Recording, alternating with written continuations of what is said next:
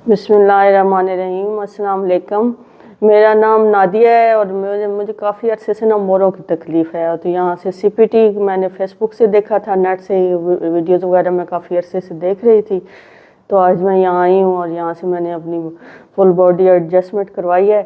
तो अल्हम्दुलिल्लाह काफ़ी मैं मच बेटर फील कर रही हूँ।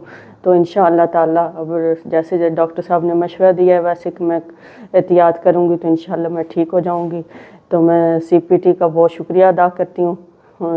और बहुत यहाँ आए लोग, ये वेल ऑर्गेनाइज्ड है और क्वालिफाइड हैं।